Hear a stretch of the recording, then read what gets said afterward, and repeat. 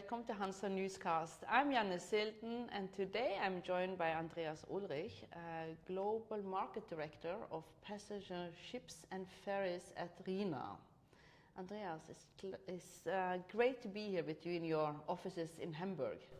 Thank you for being here. It's a pleasure to have this time together now, and I hope I can share some of my knowledge with your audience. Yes, because we are going to dig into, I think it's correct to say, customer segmentations also within the classification society. Yes. Because RINA has historically a strong footprint in cruise vessels and passenger ferries. Could you elaborate on what makes this segment particularly demanding from a classification perspective? Mm-hmm. Yeah, cruise and ferries, it's always at the forefront of technology development. Yes. Because it's clearly in the focus of the public attention as well, because there are humans on board. This is different to a container ship where we have only cargo. I don't say it's not important, it's very important, but I think this segment, cruise and ferry, is more in the focus of the public, and safety is always first. Yeah. Because we have to make safe that people going from A to B without any harm to their life. Yes. And it is key to me. And technology, what I said, they're really technology agnostic. They're always developing first, like decarbonization, like fuels, like energy saving. They have done this already since decades. They have not waited till we have now this debate about becoming carbon neutral. But RINA is also very visible in the luxury yacht market. Again, from a classification standpoint, how does working with yachts differ from cruise vessels? Yachts is mostly one single product. Especially when you go on the luxury yachts, it's for one customer only. Yeah. Because they want to differentiate. You have a customer like in Oman, he wants to have a different yacht than a customer in Dubai. And they all want to go a step further. Yeah. So when it comes to expectation, technology, interior design, and luxury. So and this is a difference. Cruise, you have also some single brand companies, but most of the time you have series production on cruise ships. You have a number of ships, the same series. They are not the same. No. Technology-wise, yes, but above the bulkhead deck in the passenger areas, they're all different. Yeah. Because they want to have a different feeling to their guests, and guests expect when they come on a new ship, there are some new things, new features, which they can experience. So, but does it happen that it changes over when you're building a series of cruise vessels? Does it happen that it changes over the years because it takes some years to build the whole series? Yes, this is also on cruise ships and also on yachts. You have a lot of changes over the building period because it's constantly evolving. Yeah. It's not this mass production that you sign a contract and the yacht knows exactly what they have to deliver. During the construction of a cruise ship, you have several steps that the customer comes back because the market develops, customer expectations change, and of course, if possible, they want to adapt to the product till delivery. And this makes it so complex and also a little bit difficult for some yards on the globe to build these ships in a cost-efficient and timely manner.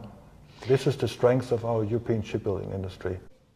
Before you start the building phase, do you work more than with the ship owner, ship management, and then during the building phase, and if there is changes, then you work more with the shipyard? I think this process is with all parties involved. Okay. It's not like in the old days where, of course, as a class, we have a contract during the building phase with the shipyard. It's our contractual partner from a legal point of view. But of course, we are always in dialogue with the ship owner. We start much earlier than the contract is signed to discuss with the ship owner, the designer, and the shipyard. We look on the GA, General Arrangement Plan, we look on the specification, we give our comments, we help to develop further, and this continues in the building process as well. Yeah. Today, it's very common that we have a tripartite agreement that every information is shared between owner, shipyard, and class society, because we have to be on the same level of information. Yes. Because otherwise, in the old days, you just reported to the yard and then maybe something else went back to the owner. You had always this circle, which I don't like. It's not necessary. We have to avoid this. We have to have clarity so that every party knows where we are, where are challenges which we have to solve. Yeah. And then especially as we discussed before, if an owner wants to have a change in the construction process, on the design, then all parties have to sit together and find the best possible way to make it happen. Yes. So in complex projects like with cruise vessels and yachts, where does the role of classification typically go beyond formal compliance check? I think in the old days it was really formal compliance. Today is a lot of, I'm not sure I should, advisory, to give advice. Of course we have to check compliance, but our job goes beyond. Compliance is the minimum, but mostly the customers want to have more, one level higher. Yeah. And when you see now we have the new technologies coming into the market, they need a lot of advice as well from class societies and our advisory part as well, to understand what is the risk, how to mitigate the risk, how to implement the system into the ship, and how to take the gains from the new technology on energy savings or environmental savings and so on. Yes, that fits with the next question, because now we go into fuel. What are currently the most relevant alternative fuel or hybrid solution you see being seriously implemented in these segments? Yes.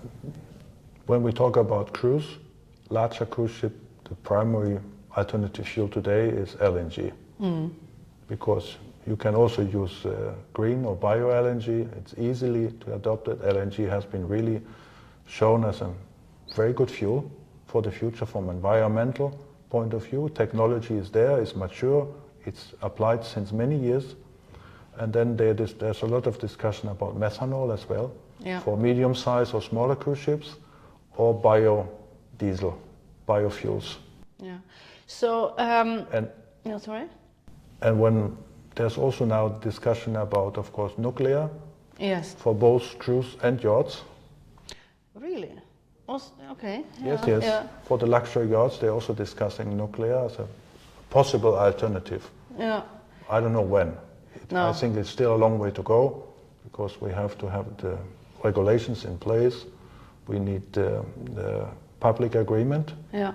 We need also government regulations. We need ports ready to welcome these kind of ships into the port, and so on. But this applies to other fuels as well. Yes. So is it their technology development is strongly in do you see it strongly in nuclear, because this with alternative fuels is so?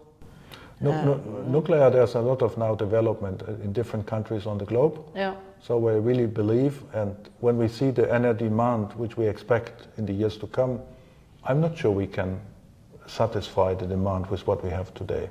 We have to think differently now. And with the new nuclear technology, which is much safer than the traditional one, I believe we will see it once. But whether it's on a ship or for energy production ashore, I don't know exactly. No. Especially when I look on a cruise ship with nuclear, at the moment I'm a little skeptical where passengers want to have this. Yeah. And there's a lot of questions also technical wise, which need to be clarified before this will happen. So what are the main technical hurdles from a class perspective on alternative fuels?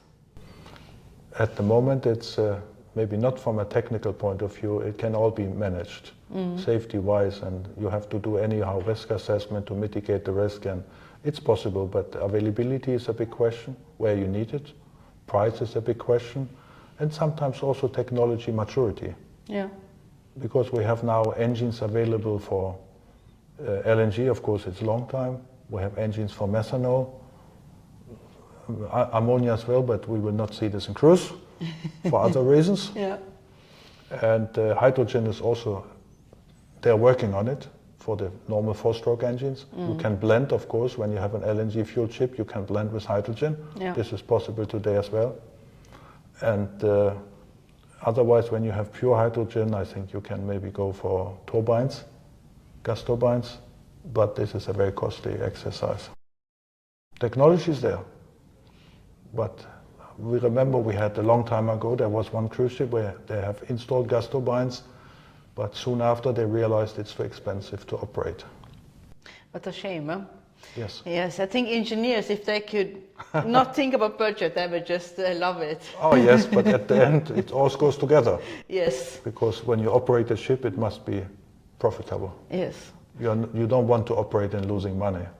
It's a business. And of course, they want to have a safe operation, reliable operation. That is also very important, that the ships can operate 24/7 without any disruption. Because otherwise, passengers on cruise or ferries will complain. Yes. A ferry customer wants to go in time from A to B, and a cruise customer wants to visit the ports they have on their travel agenda without any disruption. True. Okay, there's always disruption due to weather, but technology, hopefully it's reliable. Yes. Looking at the global passenger and yacht market, how do you see the role of classification evolving over the next decade? I think the role of classification is well developed. In evolving, I see more on the consultancy side.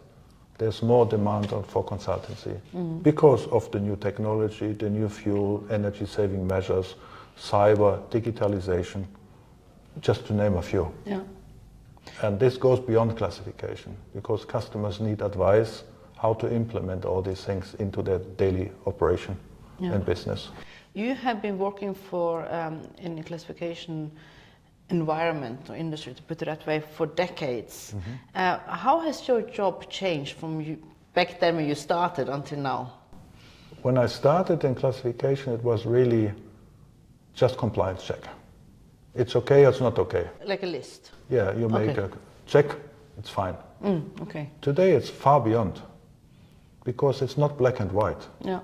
You can have a solution which is maybe not acceptable, another one is acceptable, because the rules give some flexibility. And for me it's important that we reach the safety level, that we get to an acceptance level.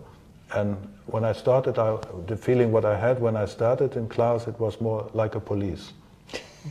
Today is as a partner. Yeah. We have to work together, otherwise no one will manage all the challenges.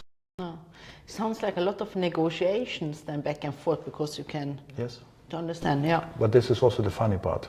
Okay. Because this is good as not only as an engineer, as a human. We are humans. We want to negotiate with others. We want to find solutions. We want to agree, and we want to develop. And at the end, when we have a good product, I think when the ship is delivered, all the certificates start operating, I think we all can be very proud. Yes. And it's a fantastic moment to see that. Yeah. At least I had the pleasure to see some of them. It's fantastic. Thanks for listening to HANSA Newscast. Subscribe now for more insights and stories from the world of shipping. And feel free to visit HANSA.news and sign up for the HANSA newsletter to stay up to date. And hey, see you at the next episode. Bye.